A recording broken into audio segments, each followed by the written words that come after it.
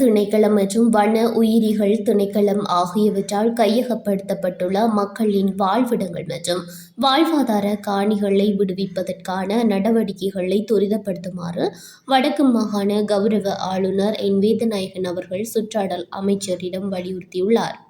தேசிய சுற்றாடல் சட்ட வரைவு திருத்தம் தொடர்பான அறிவூட்டல் மற்றும் கருத்துக்கள் கலந்துரையாடல் சுற்றாடல் அமைச்சர் கௌரவ கலாநிதி தம்மிக பதபெந்தி அவர்களின் பிரசன்னத்துடன் யாழ்ப்பாண மாவட்ட செயலகத்தில் நேற்று 1ஆம் தேதி ஞாயிற்றுக்கிழமை காலை நடைபெற்றது.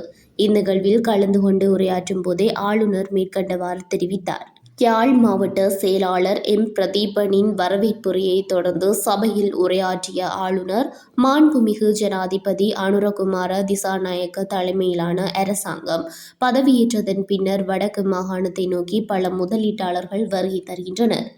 ஆனால் அவர்கள் தமக்கான முதலீட்டு அனுமதிகளை பெற்றுக்கொள்வதில் இன்றும் பல அதிகாரத்துவ சவால்களை எதிர்கொள்கின்றனர். அனுமதிகளை பெற்றுக் கொடுக்கும் செயல்முறையை நாம் விரைவுபடுத்தாவிட்டால் முதலீட்டாளர்கள் விரக்தி அடைந்து திரும்பிச் செல்லும் நிலையே ஏற்படும். எனவே இந்த அனுமதிகளை பெற்றுக்கொள்வதில் சுற்றாடல் அமைச்சின் கீழான நிறுவனங்கள் ஏற்படுத்தும் தாமதங்கள் மற்றும் தடைகள் இயலுமானவரை விரைவாக களையப்பட வேண்டும் என வலியுறுத்தினார்.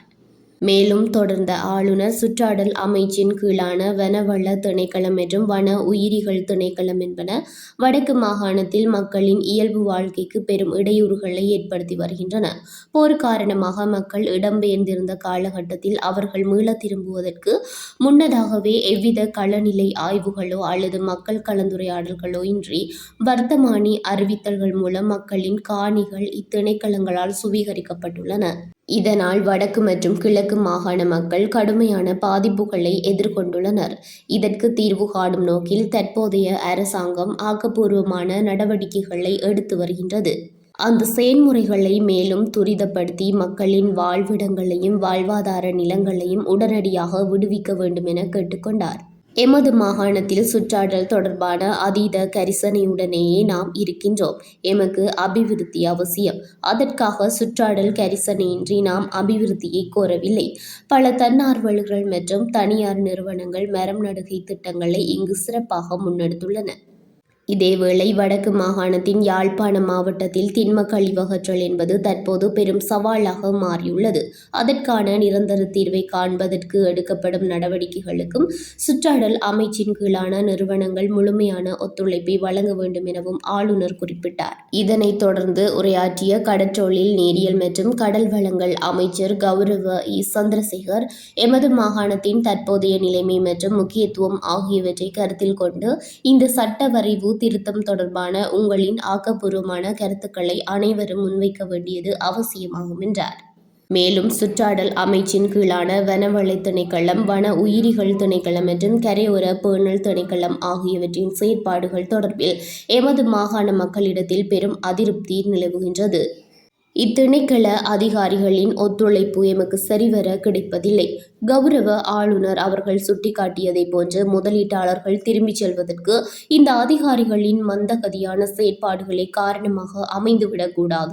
எனக்கு தெரிந்த ஒரு முதலீட்டாளர் அனுமதிக்காக 6 மாத காலமாக அலைந்து கொண்டிருக்கின்றார். எமது மாகாணத்திற்கு வரவேண்டிய 100 மில்லியன் ரூபாய் பெறுமதியான மிகப்பெரிய முதலீடொன்று சுற்றாடல் அனுமதி கிடைக்காமை காரணமாக ஓராண்டுக்கு மேலாக இழுபறியில் இருக்கின்றது. இவ்வாறான நிலைகளுக்கு உடனடியாக முற்றுப்புள்ளி வைக்கப்பட வேண்டும் என அமைச்சர் சந்திரசேகர் குறிப்பிட்டார். இதன் பின்னர் தேசிய சுற்றாடல் சட்ட திருத்தம் தொடர்பில் சுற்றாடல் அமைச்சின் ஆலோசகர் கலாநிதி ரவீந்திர காரியவசம் சபையோருக்கு விரிவாக விளக்கமளித்தார். பின்னர் சுற்றாடல் அமைச்சர் கௌரவ கலாநிதி தம்மிக பதபெந்தி தனது கருத்துக்களையும் தீர்வுகளையும் முன்வைத்தார். வடக்கு மாகாணத்தில் வனவள திணைக்களம் மற்றும் வன உயிரிகள் திணைக்களம் ஆகியவற்றின் கட்டுப்பாட்டில் உள்ள காணிகள் தொடர்பான பிரச்சினை மாகாணத்தின் பிரதான பிரச்சினையாக உருவெடுத்துள்ளமை குறித்து எமக்கு முழுமையான தெளிவுள்ளது. போரின் பின்னர் குறித்த 2 திணைக்களங்களும் தமக்கு ஒதுக்கப்பட்ட பிரதேசங்களை நேரடியாக கள ஆய்வுகளை மேற்கொள்ளாது GPS தொழில்நுட்பத்தின் ஊடாகவே எல்லைப்படுத்தியுள்ளன. இதனால் எல்லை நிர்ணயங்களில் பல தவறுகள் நிகழ்ந்துள்ளன. வடக்கு மற்றும் கிழக்கு மாகாணங்களில் நிலவும் இக்காணி பிரச்சினைகளுக்கு நிரந்தர தீர்வு காண்பதற்காக கடந்த ஆகஸ்ட் மாதம் விசேட அமைச்சரவை உபகுழு ஒன்று நியமிக்கப்பட்டது. இந்த உபகுழு தற்போது மாவட்ட ரீதியாக தரவுகளை சேகரித்து வருவதுடன் எதிர்வரும் 6 மாதங்களுக்குள் இது தொடர்பான தனது இறுதி அறிக்கையை சமர்ப்பிக்கும். அதன் பின்னர் இப்பிரச்சினைக்கு எம்மால் சுமூகமான தீர்வை எட்ட முடியும் என உறுதியளித்தார். மேலும் அவர் குறிப்பிடுகையில், எமது அமைச்சின் கீழான நிறுவனங்களில் நிலவும் ஆளணி வெற்றிடங்கள் காரணமாகவே முதலீட்டாளர்களுக்கான அனுமதிகளை வழங்குவதில் காலதாமதங்கள் ஏற்பட்டுள்ளன.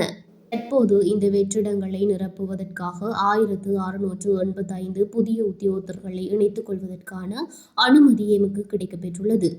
இந்த ஆட்சேர்ப்பு நடவடிக்கைகளில் இப்பிரதேசத்தை சேர்ந்தவர்களையும் அதிகளவில் விண்ணப்பிக்க ஊக்குவிக்குமாறு கேட்டுக்கொள்கின்றேன்.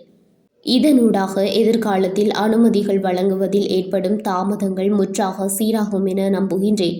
அத்துடன் கடந்த காலங்களில் எமது அமைச்சின் கீழான நிறுவனங்களில் பணியாற்றும் அதிகாரிகள் சரியான முறையில் வழிநடத்தப்படவில்லை என்பதையும் நாம் கண்டறிந்துள்ளோம். அந்த நிலைமையையும் சீர் செய்வதற்குரிய துரித நடவடிக்கைகள் தற்போது முன்னெடுக்கப்பட்டுள்ளன என அமைச்சர் மேலும் தெரிவித்தார். இவ்விசேட கலந்துரையாடலில் கௌரவ நாடாளுமன்ற உறுப்பினர் எஸ். ஸ்ரீபவானந்தராஜா, யாழ் மாவட்ட செயலக பதவிநிலை உத்தியோகத்தர்கள், பிரதேச செயலாளர்கள் மற்றும் சுற்றாடல் அமைச்சின் கீழான திணைக்களங்களின் மாவட்ட, மாகாண மட்ட அதிகாரிகள் என பலரும் கலந்து கொண்டனர்.